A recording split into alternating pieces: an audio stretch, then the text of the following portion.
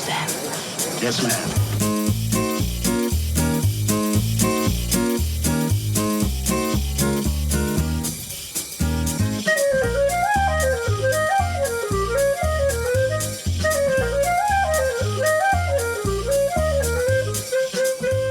It is November 30th, 2020, and you are listening to episode 23 of the Candid Clarinetist podcast.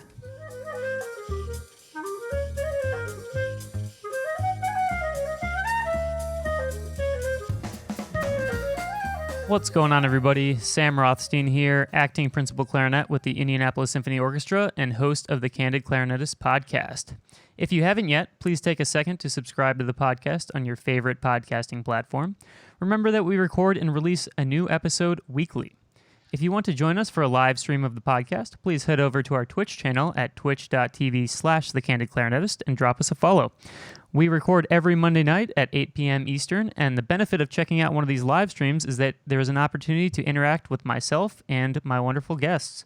Once again, you can follow us at twitch.tv/thecandidclarinetist. You are definitely not going to want to miss next week's episode with Pops conductor Jack Everly. Meister Everly is the principal Pops conductor of the Indianapolis Symphony, Baltimore Symphony, Naples Philharmonic, and the National Arts Center Orchestra in Ottawa, Canada. Meister Everly has been instrumental in the growth of the very popular Yuletide celebration in Indianapolis, and I'm going to dig into all the little nuts and bolts that go along with curating such a massive production. Make sure to tune in live next Monday the 7th at 8 p.m. Eastern on Twitch. Today, our guest is Ixi Chen, who is the second clarinetist with the Cincinnati Symphony Orchestra and the founder of the Digital Clarinet Academy. The DCA was a popular programming option this summer for students in light of the restrictions surrounding the coronavirus pandemic. So I wanted to bring Ixi on to give her basically an hour-long infomercial about the outstanding things that people can discover from the Digital Clarinet Academy. Ixi, thank you so much for spending time with me this evening.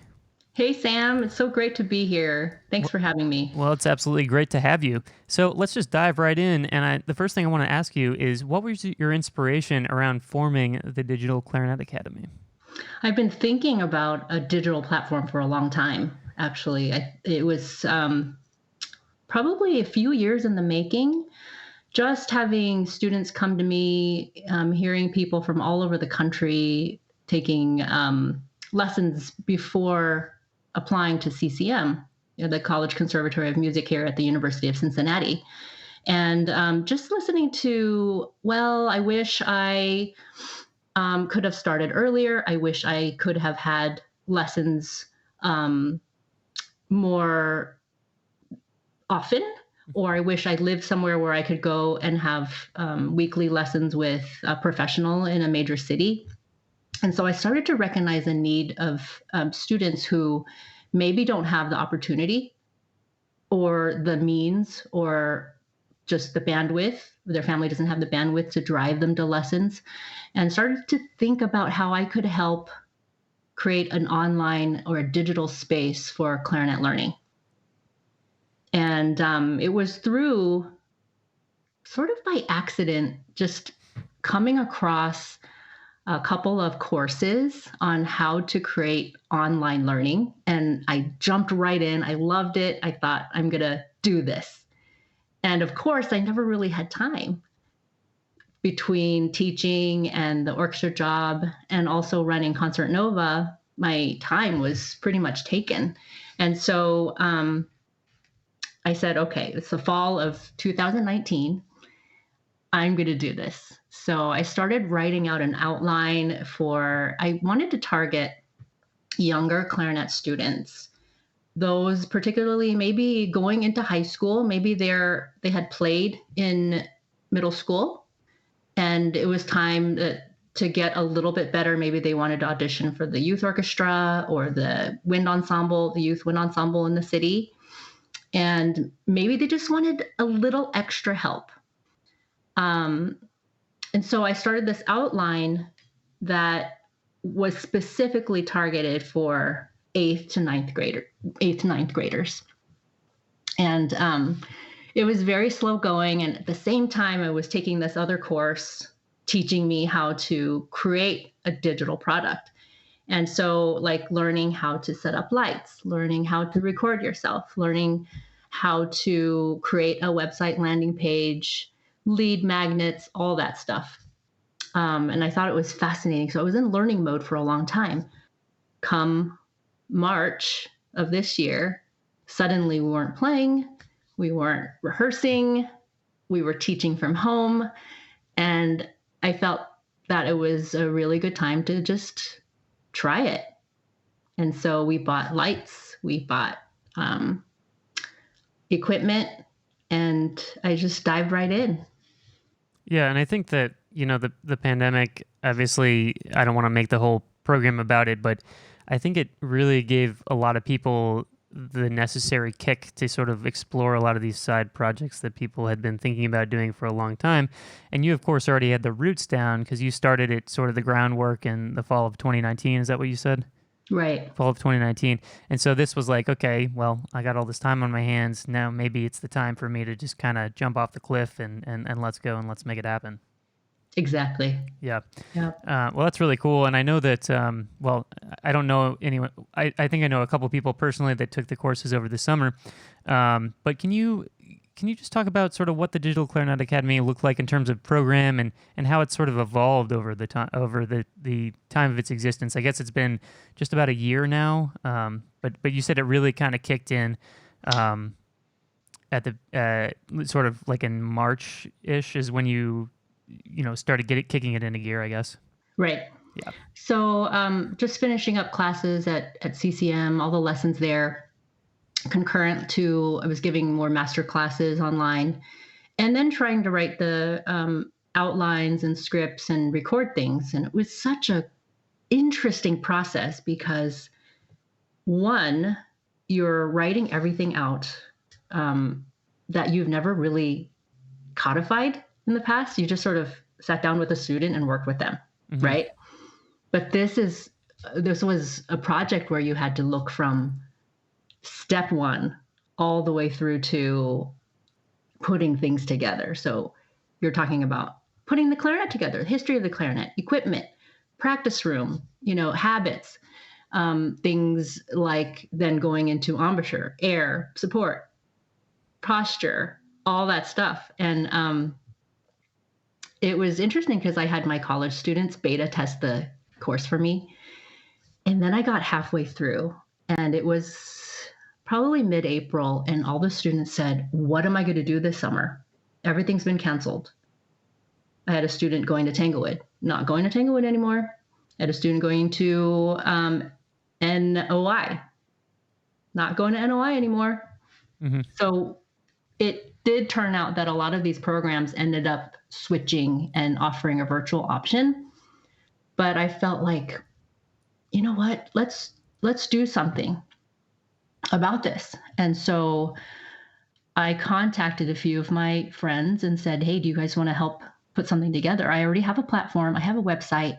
We could just put up a few pages, get people signed up, and we can get going."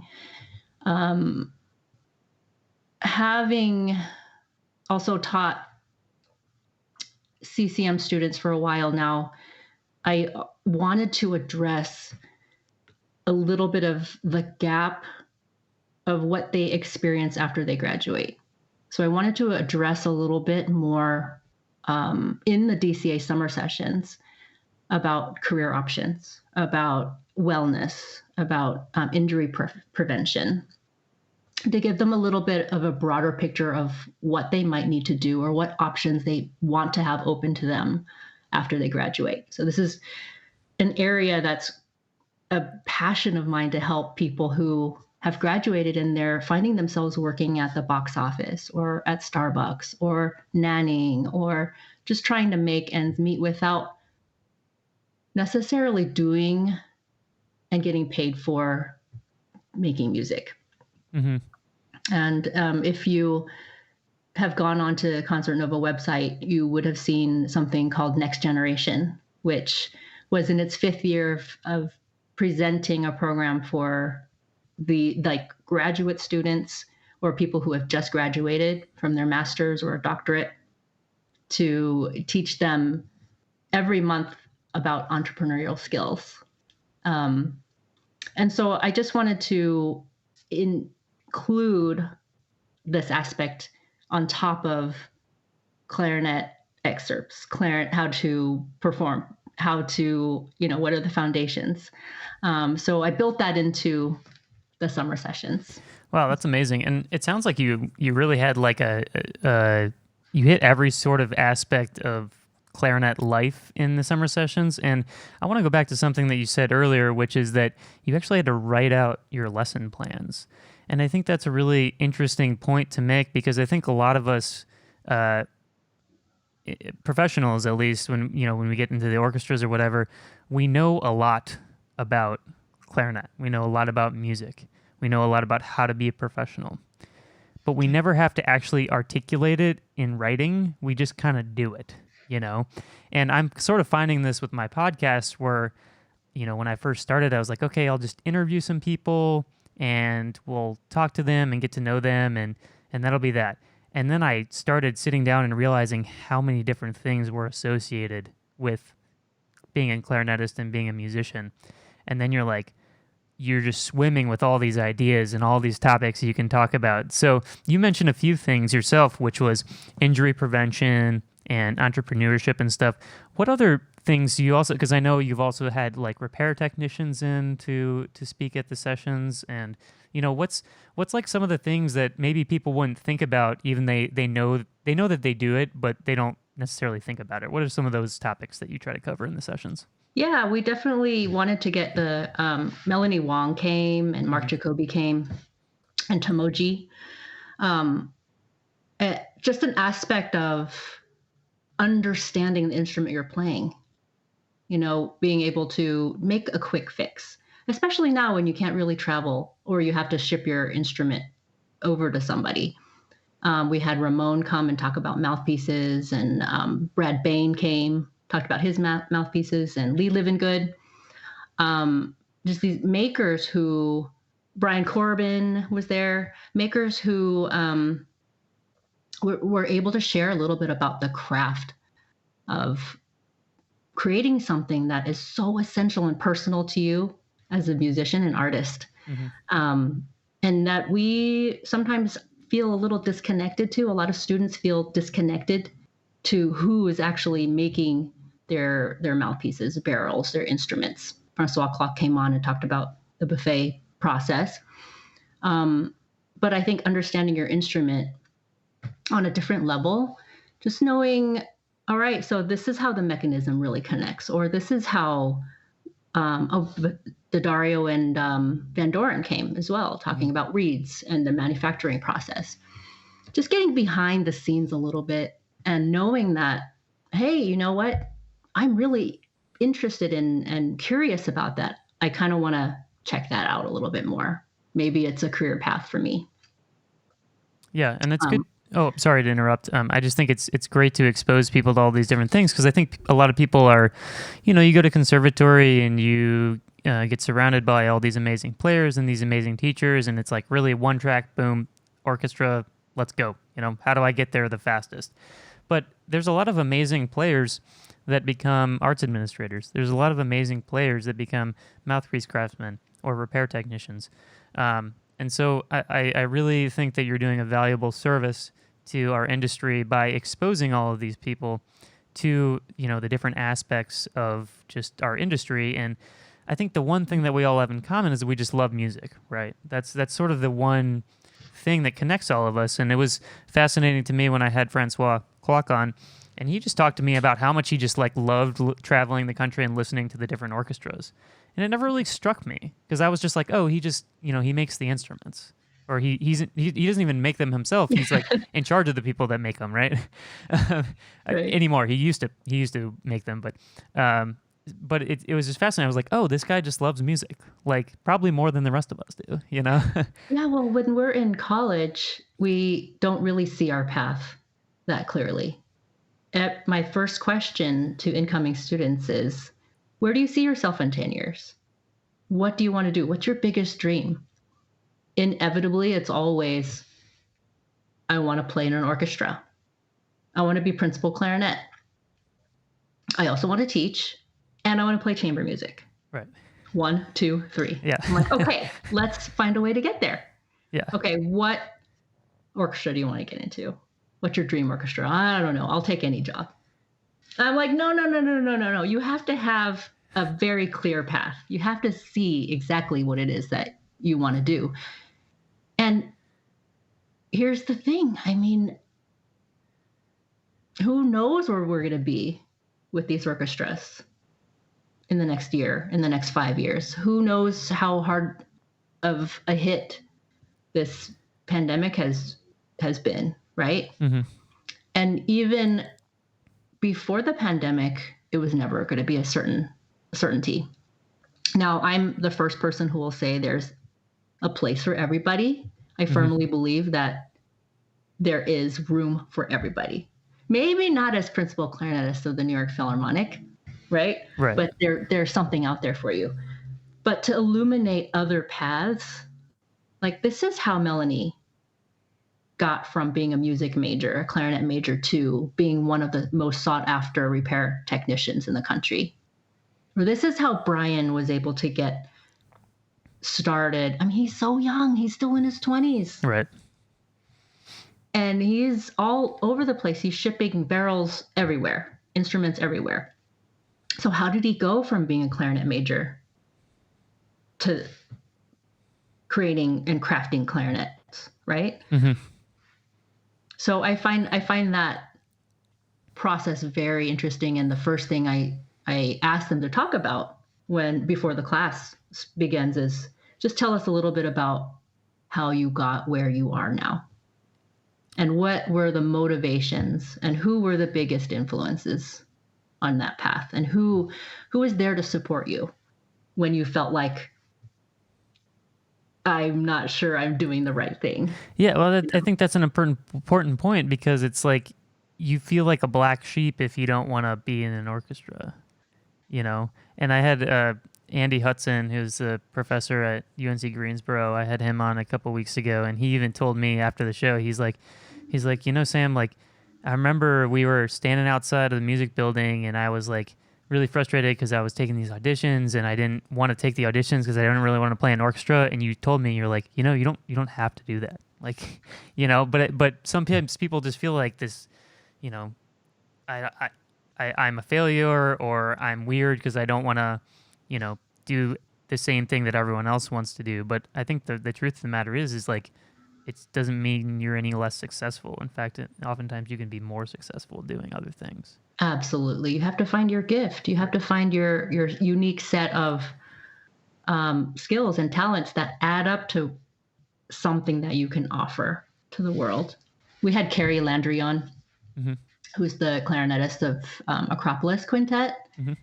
And she also shared how she went from being a clarinet major to running a really popular and in-demand chamber music ensemble that is actually doing really well. I mean, you're thinking about having a career and making a living off of chamber music.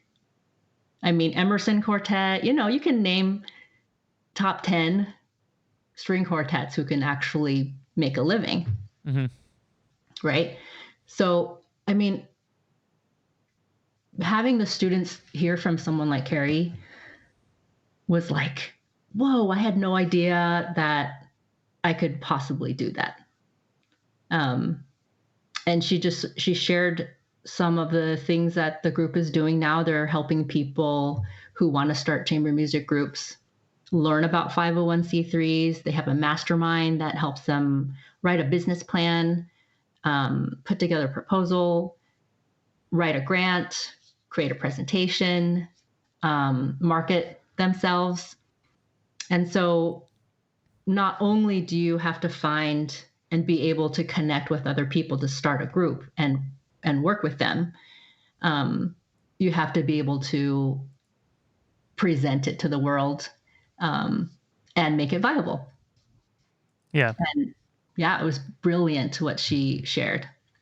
Yeah, that's awesome. And she's actually somebody who I would definitely like to have on at some point, just because, you know, that's a whole nother, and that's once again, that's another topic where I'm like, ooh, there's just all these things I never thought about having to do with music and clarinet, and there's so many great people to talk to about that. So, Yeah.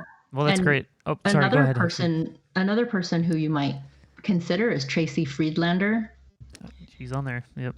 Also came by and talked about. I mean, her Crushing Classical program is really about empowering people to create their own careers, not wait for the job to be won, not wait for the teaching position to be handed to them, but just start discovering what you're good at and creating your own career.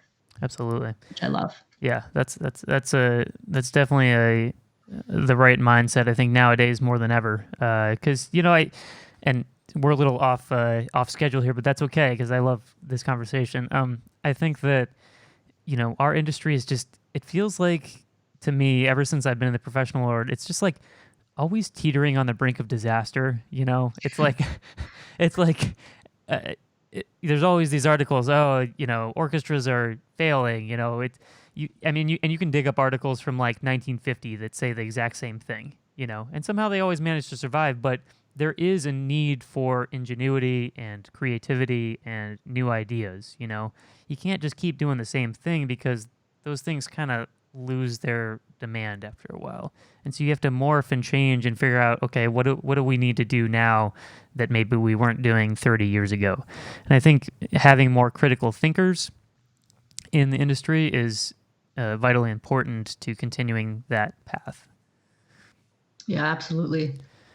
I mean, I think there's always going to be a love for the classics, right? All the big works. Sure. You see young people and my son is 9 and he recently got his own set of headphones, the wireless kind that sort of block. He's 9 and we have this house mobile phone just for emergencies. If for some reason he gets off the bus before we get home, whatever. Mm-hmm. So he's been using that phone to, and the headphones just to kind of listen to whatever music he wants to. And the other day, I was like, Max, what are you listening to? And he's like, Rachmaninoff. And I'm like, really? Perfect. That is amazing because he's discovering music on his own. And then the next day it was Rostropovich playing Vivaldi. And then it was, so I know that there's going to be a place in a huge population in their hearts for classical music. Mm-hmm. It's just so powerful. Playing an orchestra is so powerful. Playing with other people in chamber music, that's powerful. Yeah. You're connecting to someone with harmony, with sound, with timing, with precision, with coordination. There's nothing cooler than that. Mm-hmm. And so I think we're going to be okay. Yeah. I tend to be optimistic about it, no matter how much, if I remember how many years ago was that? The Concert Nova started in 2007, mm-hmm. and there was an article in the New York Times, front page of the arts section that year, that was like, classical music is dead. Here's someone who's gonna help, right? It was Matt Heimovitz on the cover, and he was playing in a bar, and that was like big news. Yeah. Someone was gonna play Bach in a bar. What? How can you do that? Right? Blasphemy. Yeah. But as long as we have innovators, as long as we have people who are willing to break the mold, to bring chamber music back to the living room, or to, what's that series I think it's in New York, where you can, it's sort of like Airbnb, but you can sign up for it and people just come together to different living rooms across the city. Oh, I don't know. Have you heard of that? No. I mean, you have to know, the one thing you have to know about Indianapolis is we're about 5 years behind the rest of the world in everything. So this would be one of those things. That's what they say about Cincinnati. They say Cincinnati is 10 years behind. Mark Twain. So maybe we're beating you in that regard. But, well, that sounds really cool. So let's circle back to the DCA. Clearly something like this is a massive, massive undertaking, just in terms of logistics. You got to ask people if they're available. You have to have some sort of online platform to, social media. You have to have a system where people can sign up and scholarships and all that stuff. So, are you doing everything yourself, or do you have a team of people that help you? Because if you're doing everything yourself, I think you should run for president. Oh, right. No way. No, thank you. I don't think I could last a day. Yeah. But no, I had plenty of help. The basic core of what I wanted to present was there. Like I knew exactly how I would envision the day and how the day would flow, and that I definitely wanted to take field trips places. I definitely wanted to take behind the scenes trips, that type of thing. Mm-hmm. But the first crew, I had a couple of past students of mine, Jackie Glazier and Jeff. Who, by the way, is going to be on the podcast in 2 weeks. So stay tuned for that. She will be here. She's great. Yeah. And then there was a woman named Tiffany Valvo, who is now my partner here at DCA and Music 360, who I had seen do virtual clarinet warm-ups. And I just loved it. And I checked her out and saw that she had a class at VCU called The Creative Habit. And I'm like, yes, she's perfect. Got to get her on to teach as well. And it turns out that my student had studied with her in undergrad, my master's student, a current student of mine. And he had sort of introduced us along the way, but that never really went anywhere. It was like, oh, hi, nice to meet you. Maybe we'll talk more one day. But as soon as I saw her virtual warm-ups, I was like, I think she would be perfect. Mm-hmm. And we totally hit it off. She ended up doing a lot of the videos and graphics and social media. Gotcha. While Jeff was a master at coordinating the schedules of the students and sending them out, like, this is a Zoom link you need to use for this hour. This is where you need to go next. This is what you need to prepare for masterclass today.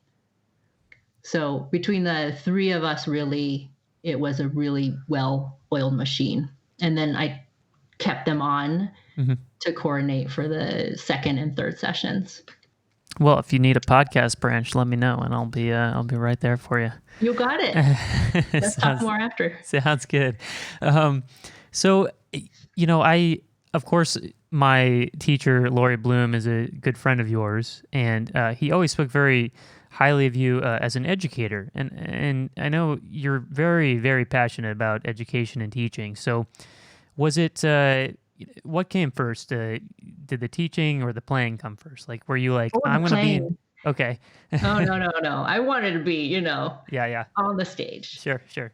Although, I remember back to some of my piano recitals where I was like, I will not go on that stage. I remember just hating it. And it was something I had to overcome to do the thing that I loved. I studied with Yehuda Galad, and I remember him saying, you have to love the stage. You have to come on that stage and just eat it up.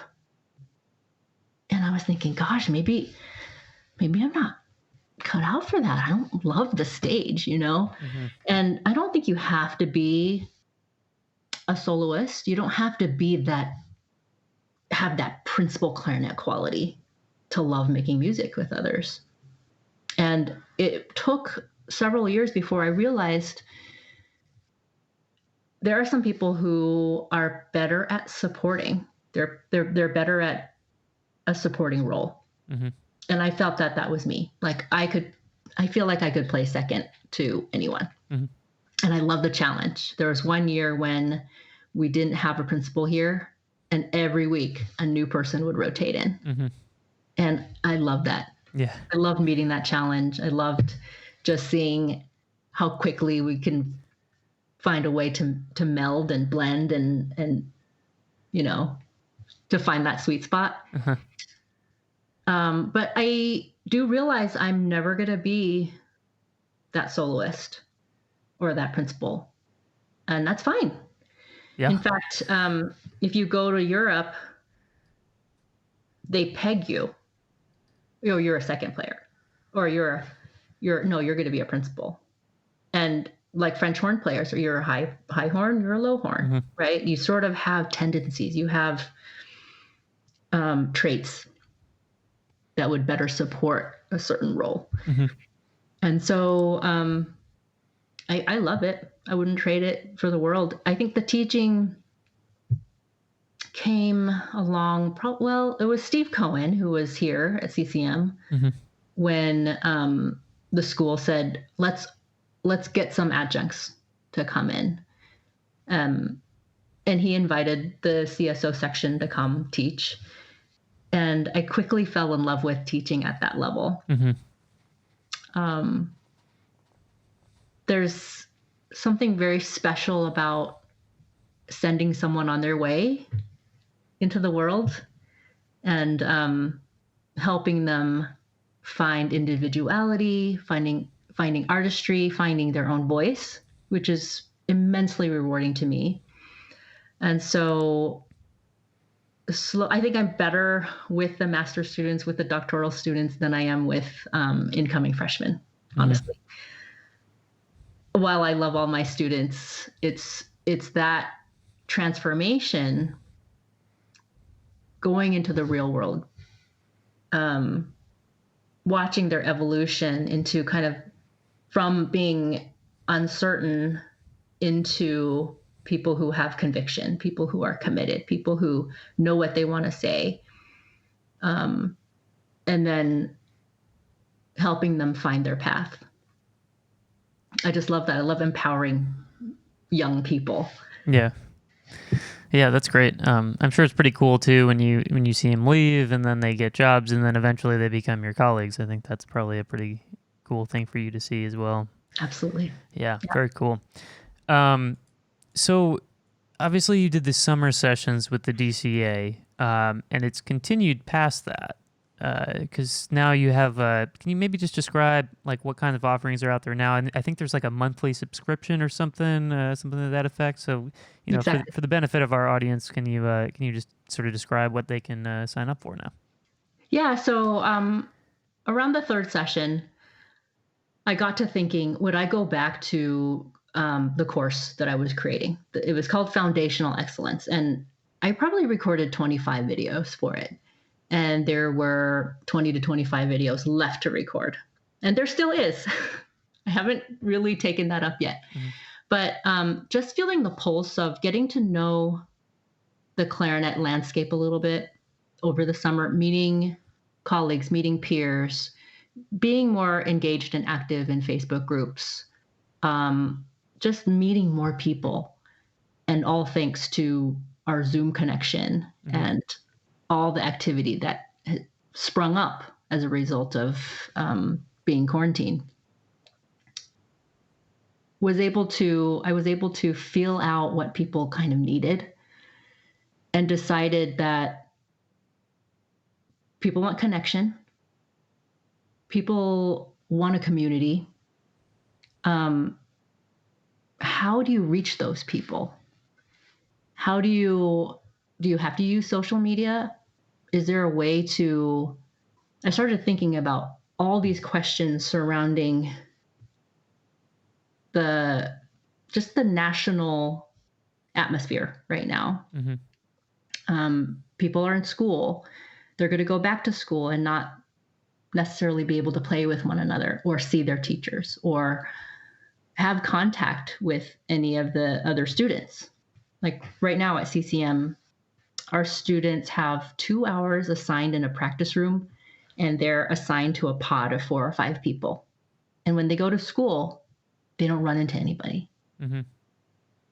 You're used to knocking on your neighbor's door. Hey, can you come listen to something? Right. Or do you want to play duets? Or do you want to just read some stuff with me? It's not like that. So a lot of our programs now are focusing on the community, the connective aspect. Tiffany and I wrote, recorded, and are in the middle of teaching the studio building master plan, which is part of a program of DCA. Thinking there are a lot of people out there who may not even be able to go to their Starbucks jobs or their box office jobs, but they have a wealth of knowledge that they can share and help people with. So I had a couple students in mind, previous students in mind, that, hey, why don't you guys start a teaching studio? Offer some very basic teaching, record it and send it to your local middle schools, because they're hurting right now too. How can people help each other? Like, what are the needs right now? You need a job. You can create a job for yourself and also be helping the band directors and the students who don't have teachers. So there's like this win-win that I was seeing. So I think that project, we made about 40 videos and also offered the live question and answer sessions and master classes with it. And that was really rewarding to make too. And we learned a lot from it.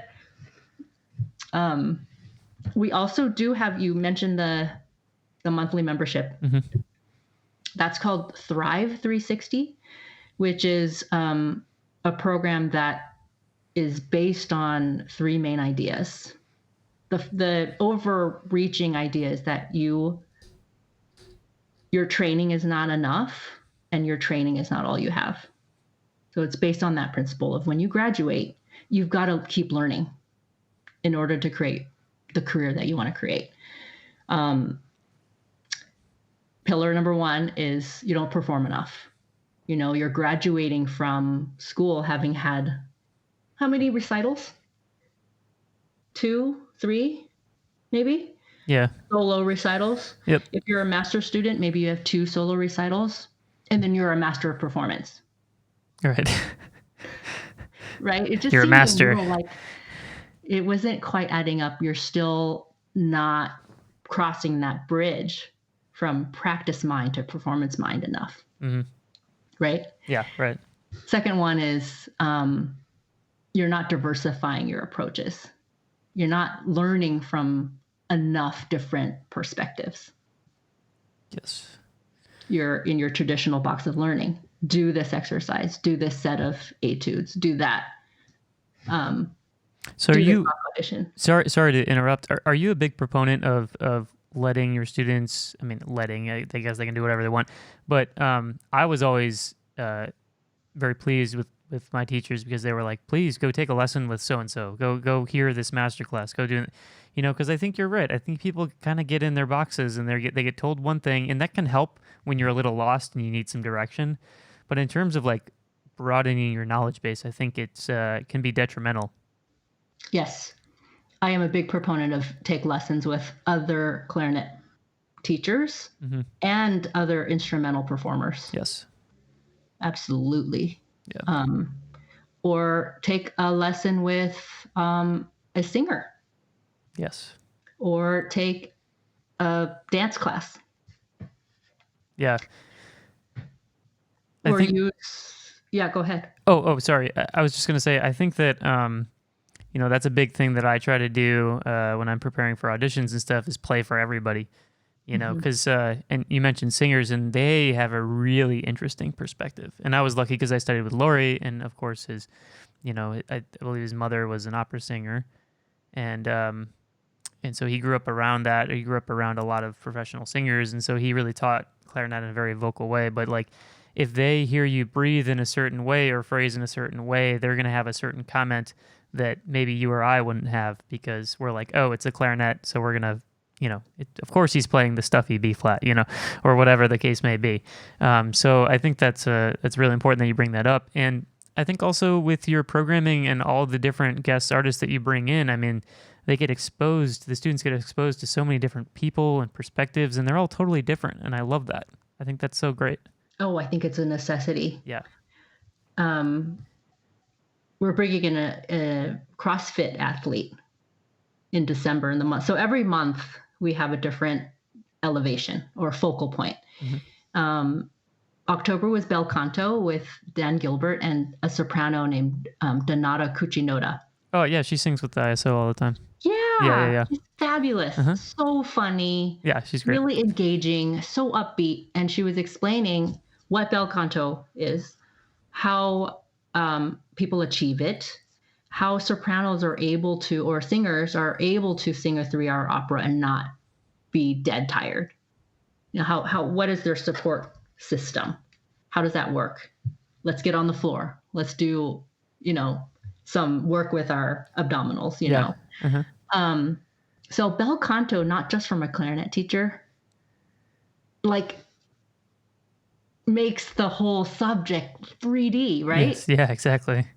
What better way than to learn from the source? Yeah, exactly. So like November was mindfulness with Amy Zolotto and Stacy Sims, who runs Mindful Music Moments, the Well City Silence. She's a mind-body educator and was talking about ways that you can incorporate mindfulness 5 minutes a day. Listen to this podcast, read this, watch this video. So every month there's prompts, there's challenges, there's rep assignments, and 5 live classes that really just immerse you into a topic that maybe your teacher talked to you for 5 minutes in a lesson one day. You really should, look into this book, read this book about mindfulness. Okay, let's go back to your excerpts. Right. Right? Yeah, exactly. Or you should think about singing this phrase. Okay, sing this phrase. All right, let's go back to your... Yeah, and never right? sing it ever again. So spending a whole month on something really gets you to think about it. You reflect on it, and then you're encouraged to record it and perform it.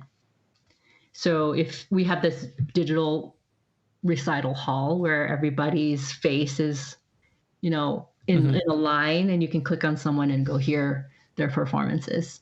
Oh, that's cool. That's the idea of crossing that bridge between practice and performance.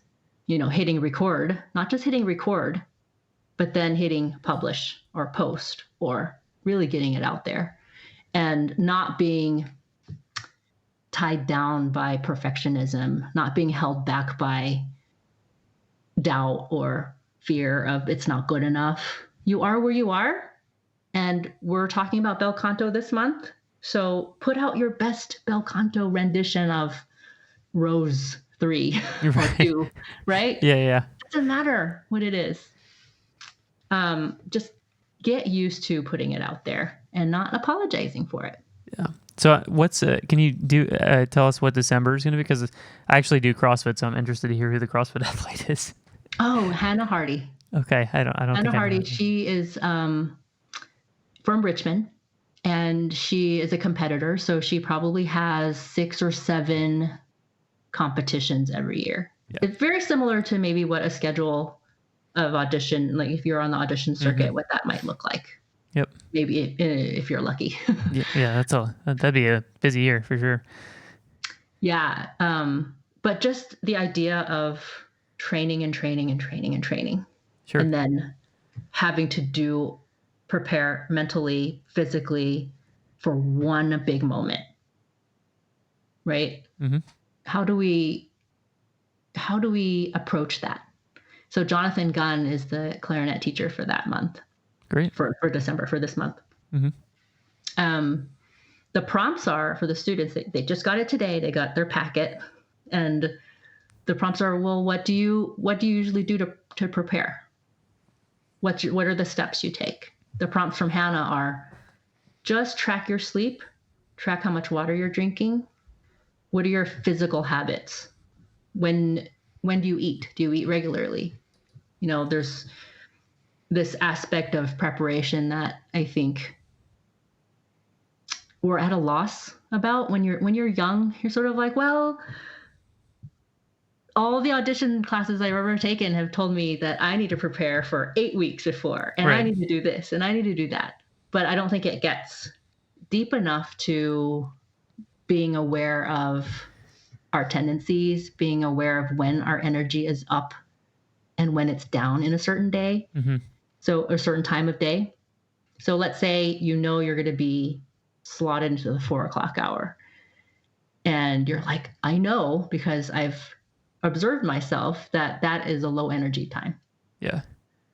So how do I prepare well for performing when I'm at my lowest energy of the day? What do I need to do? Wow. Really interesting. Thinking about little details like that that can get deeper into a process that maybe you thought you've already explored. Yeah, and I think it's important to try to find little advantages here and there.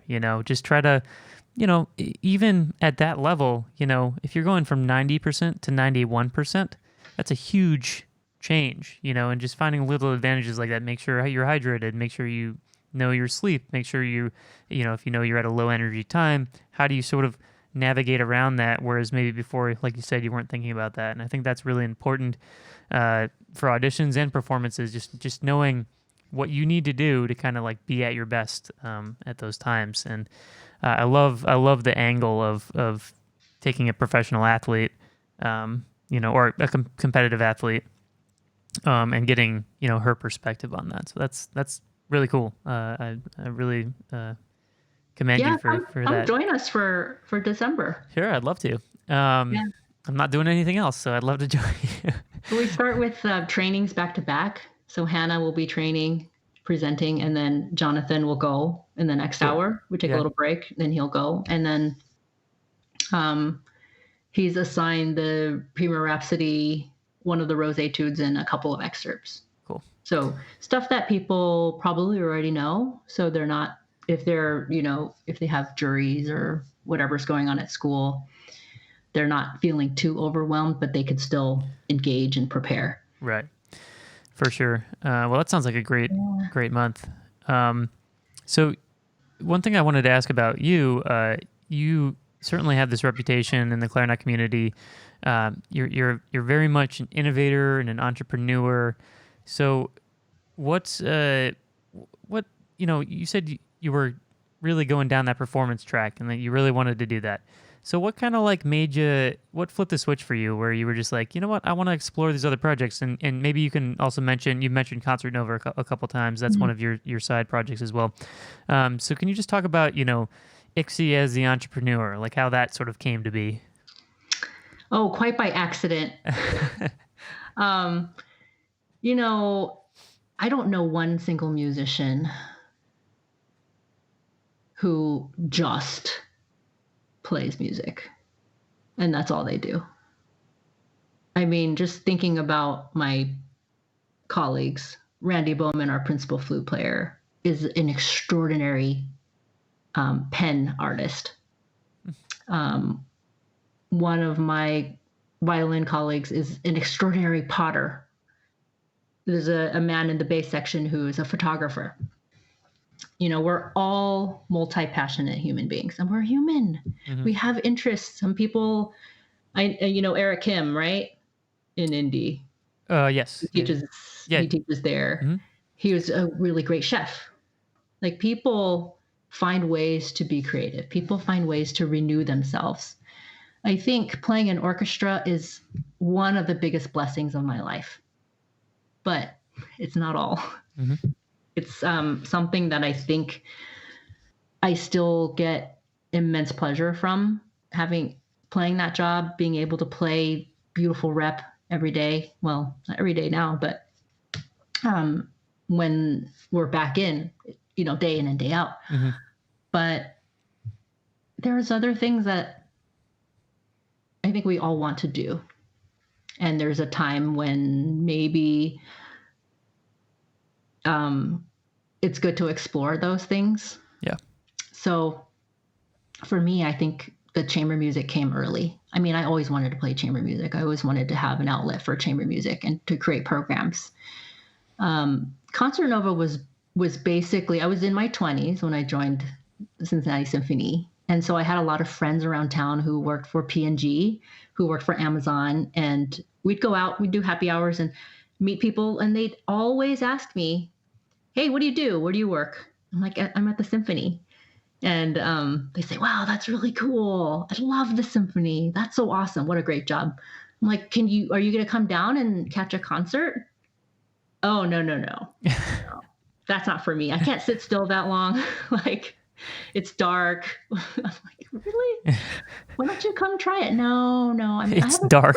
What? whatever Yeah. excuse they can come up with is Yeah. like, no, I don't go. Okay. So I was like, we need to change that. What Yeah. would make you go? So I started asking around, what would make you go to a classical music concert? Well, if I could walk around. Well, if I could have a drink. Well, if it wasn't that long, right? So I started thinking about how and what would be enticing. Changing up the venue, surely. Having drinks, surely. But what other aspect would make the program really pop for them?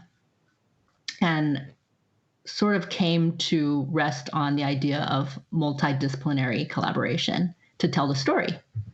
So there's a visual aspect. Maybe there's dance. Maybe there's a storyteller. Maybe it's culinary.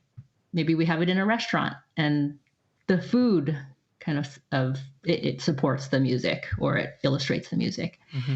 Maybe it's neuroscientist talking about how our ears take the sound and create emotion. So it's just connecting to the music at a different level.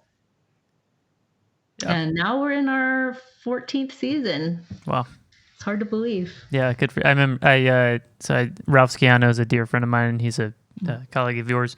And he's like, I have no idea how she does it. She's like constantly doing social media and making all these programs and doing this and that. I have no idea how she does it. So I am not good at social media. Neither am I. That's been for anybody who's following us on Instagram or Facebook, you know that's where I am challenged, is in the social media department. But yeah, I mean, I think for DCA, I ended up signing up for a course on like Instagram. Yeah. How to use hashtags. Yeah, right. I used to use hashtags for fun, just make one up, put it in there. But now I guess there's a science to it. Yeah, well, maybe I need to learn that science because I've just been making it up as I go along. So, but well, Ixi, it's just amazing to talk to you because you have such an interesting and very diverse perspective on just the whole industry, honestly, and clarinet playing. And I love how you you see the world around you and like, oh, how does the music connect to everything we do? And this is the first time we had met, and it's been really fascinating to talk to you and just hear that, and like I sort of know you more as a person now, just based on like, what you're doing with the DCA and what you do with your chamber music group and sort of how you approach teaching and entrepreneurship and life and stuff. So it's been wonderful to speak with you this evening. Before we leave, I always give my guests a chance to give any last words or shout outs or piece of advice, whatever you want to say. The floor will be yours. Cool. We have I'll just end with if you want to go to our website, we have 6 free workshops that we're offering in the month of December. Let's see. I want to get the names right here. So these are workshops that have to do with building your artistic identity or just going a deeper. It's for all musicians, not just for clarinet players. Hold on a second. Names right here. Only at the winter workshops.